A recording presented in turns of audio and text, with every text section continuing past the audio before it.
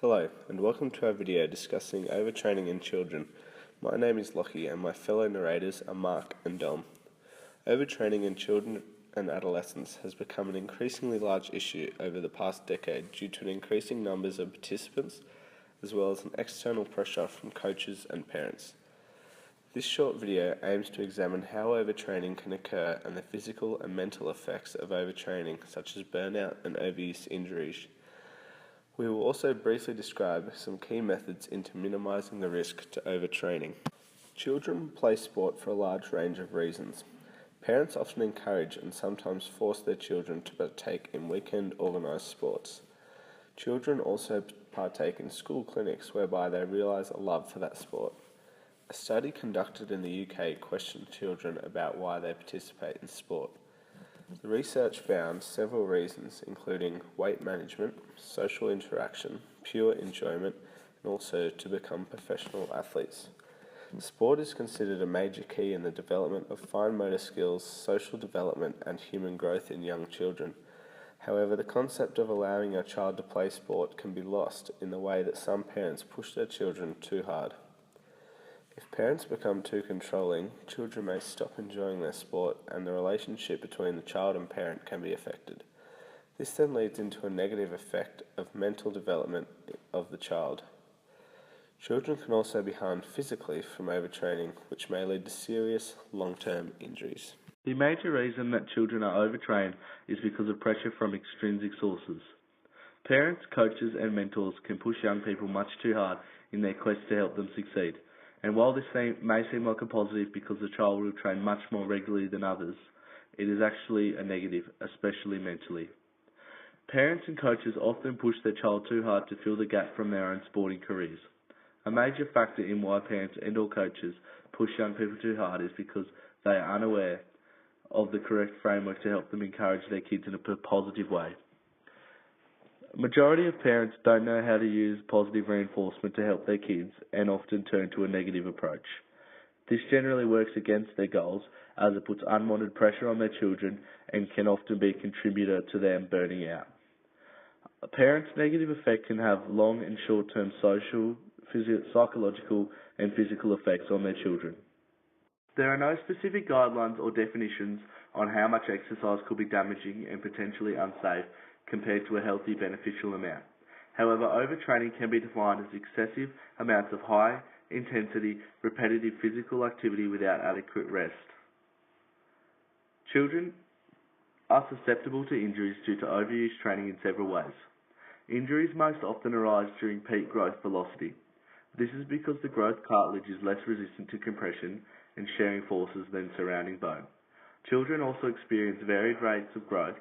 The muscle therefore fights and stretches as it tries to match the elongation of the bone, thus placing the athlete at risk of injury. Many elite children miss out on particular areas of growing up. Athletes frequently miss school, social gatherings, and possibly family events. These occasions are all very important in the child's social development off the field. Programs that put athletes at a potentially higher risk include endurance events, long-distance running, and triathlons. These are becoming increasingly more popular for children and adolescents, and therefore special considerations must be paid to duration and environmental conditions. Weekend tournaments such as round robin carnivals pose risks in the way that athletes are competing for long periods of time with little chance to rest and recover. Potential injuries include heat-related illness, nutritional deficiencies, and overuse injuries. For example, bowling in multiple cricket matches over a 48-hour span, and burnout from having a lack of recovery time. Another mode of exercise that poses risks is year-round training on multiple teams. This is highly present in basketball, soccer, and gymnastics. Motivation for this type of training is usually to progress, develop, and compete at the highest possible level. This is highly relevant due to pushy parents or if the child is obsessed. As more academies and young athlete talent groups are being created for children and adolescents, young athletes are under much more pressure to stand out and succeed to gain scholarships, make professional squads, or even Olympic teams. Unfortunately, in the US, athletes and their parents often fail to understand that only 0.2 to 0.5% of high school athletes ever make it to the professional level. Lastly, multi-sport athletes are at the least risk of injuries, provided that they have an adequate break between sporting seasons and don't participate on two sports focusing on a centralised body part, i.e. weightlifting and pitching in baseball. Overtraining can lead to overtraining syndrome and burnout, which can be defined as a series of psychological, physiological and hormonal changes that result in decreased sports performance. Common indicators may consist of personality changes, chronic muscle or joint pain, increased resting heart rate, resulting in decreased sports performance. Young athletes can also suffer a decreased love for the game from overtraining if trainings and routines aren't regularly altered to keep them from fun and interesting.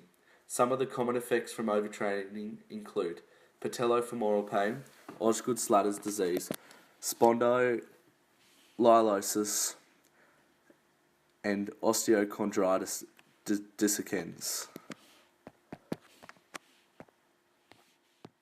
This video that is about to be shown is here to demonstrate and provide some statistics on the drop-off in team sports and also actual sports that children participate in once they become teenagers. This video will shed some light on what Dom has discussed in the previous point, as he has addressed some major issues when it comes to the negative effects that parents and or coaches can cause by pushing their children too hard. The video is aimed to make people, parents and coaches aware of what their opinion and influence can do to these children. It is also trying to show how certain sporting programs and sports can affect children in different ways. Soccer practice for third graders in New York City. It's a crowded field, for now, but many of these kids will end up dropping out of team sports before they become teenagers. A recent survey suggests that since 2009, kids playing team sports has dropped by 4%, and total sports played has declined by 10%. Not a good sign, according to experts who say playing team sports is good for a child's development. Those kids are not benefiting from all of the important life lessons that are attainable for kids who are in sports. And those are things like perseverance and being part of a team and just being active as a kid. Mark Hyman is a professor of sports management at George Washington University. He says parents are too focused on the future. They want their kids to specialize in only one sport, hoping it will land them big scholarships at top schools. It's not the most important thing to be the best 9-year-old pitcher. The real job of a parent is to protect a child and help them reach their potential as an athlete. Hyman says kids who don't make it on advanced leagues get the wrong message and drop out. Matt Schneider's sons play soccer and baseball. Max is 10 years old and says soccer has taught him more than just how to score goals. I've learned how to really try your hardest, because it gets harder every year. And the one time we lost, we tried to learn how to lose. Sometimes parents are the ones kind of pushing kids towards sports, and if kids aren't interested, you can only push them for so long. Hockey coach Tom Mariano says many parents don't follow that approach. Be positive. Don't coach your kid from the stands. Don't be banging on the glass, pointing, telling him to skate and move his feet. I see it all the time. The kid and the poor kid, the kid's worried more about the parents than they're worried about the game. Mariano says the rink where he coaches focuses on developing basic skills before advancing kids to the next level. I'm all about positive reinforcement. I think that's a lot of what our motto here is too at the Armory, and I think that's a lot of why we are so successful. That's good news for Mariano because hockey was experiencing one of the biggest declines in child enrollment.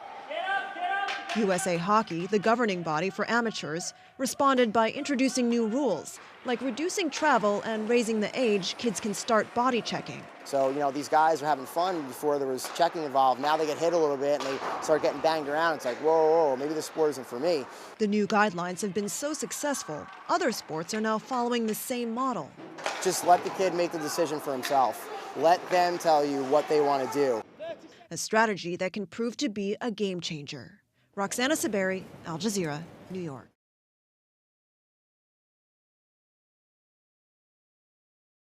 To minimise overtraining in children, it is important that parents support as many positive behaviours as possible, especially connected to perceptions of enjoyment, satisfaction, performance and self-esteem.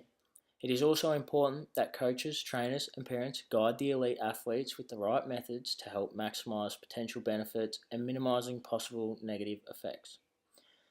To help minimise physical effects, athletes should take 1 to 2 days off per week from organised sport to allow the body to rest, but also so the child is able to participate in other life activities.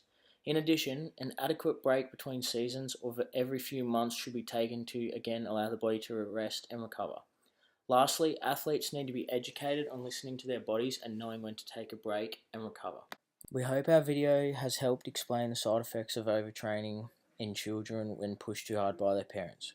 To summarise, children play sport for fun, health benefits and social interaction with a very small volume to become a professional.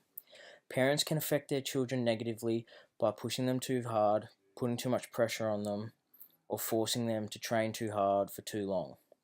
Overtraining can negatively affect children both physically and mentally, long-term and short-term.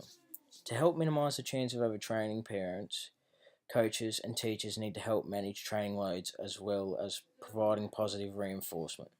Parents should seek help in how to not push their children too hard in sport. Thank you for your time. We hope you have enjoyed our video.